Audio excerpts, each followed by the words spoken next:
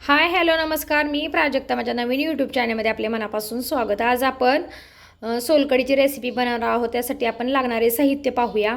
आपण एक ओला नारळ घेतलेला आहे, तो स्वच्छ धुवून कट करून घेतलेला आहे. कोथिंबीर, आपण कोकम घेतलेला आहे, तो आपण कोमट पाण्यामध्ये भिजत घालणार आहोत. 6 ते 7 लसणाच्या पाकळ्या, 2 हिरव्या मिरचे, चवीनुसार मीठ, 1 चमचा जिरे आणि चवीसाठी आपण साखर वापरणार आहोत त्याच्यामध्ये. आता आपण रेसिपीला सुरुवात करूया. सुरुवातीला आपण एक वाटी घेतलेली आहे, त्याच्यामध्ये आपण कोकम घालून घेणार आहोत आगळ बनवण्यासाठी.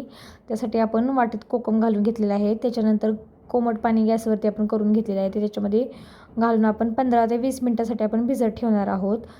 त्याच्यानंतर आपण एक मोठा मिक्सरचा जार घेतलेला आहे, त्याच्यामध्ये आपण जे खोबरं कट करून घेतलेलं आहे ओले नारळाचं, स्वच्छ धुवून कट करून ते घालून घ्यायचं. त्याच्यानंतर 1 चमचा जिरं, हिरवे मिरची तुम्ही 1 वापरा किंवा 2, लसूण, त्याच्यानंतरनं अर्धा इंच आलं आणि पण त्याच्यामध्ये पाणी वापरणार आहोत आणि त्याचं नारळाचं आपण दूध बनवून घेणार आहोत. आणि एक पातेलं घ्यायचं, त्याच्यावरती आपण सर्वात लहान अशी चाळण घ्यायची, पुरण वाटायची, ती त्याच्यावरती ठेवून घ्यायची आणि त्याच्या साह्याने आपण दूध काढायचं. तुम्ही सुती कापड घेऊन दूध गाळून घेतले तरी चालेल, पण याच्या साह्याने पण छान असं दूध निघलं जातं, त्याच्यामुळं आपण याच्यावरतीच गाळणार आहोत.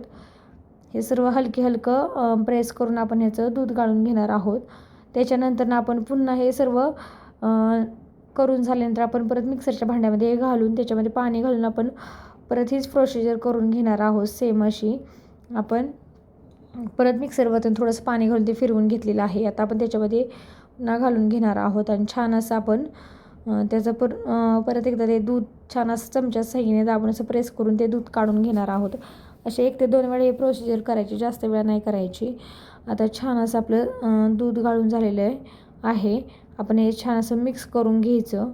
मिक्स करून झाल्यानंतर आपण जे कोकम भिजत घातला होता, तो कोकम छान आता हाताच्या साह्याने छान असं चुरून आपण त्यातलं कोकममध्ये आगळ काढून घेणार आहोत आणि ते छान असं गाळून घेणार आहोत. आता आपण हे गाळून घेऊया. त्याच्यानंतर आपलं नारळाचं दूध काढून झालेलं आहे, त्याच्यामध्ये आपण चवीनुसार मीठ, साखर, त्याला थोडीशी चव बॅलन्स होण्यासाठी आपण साखर घालणार आहोत.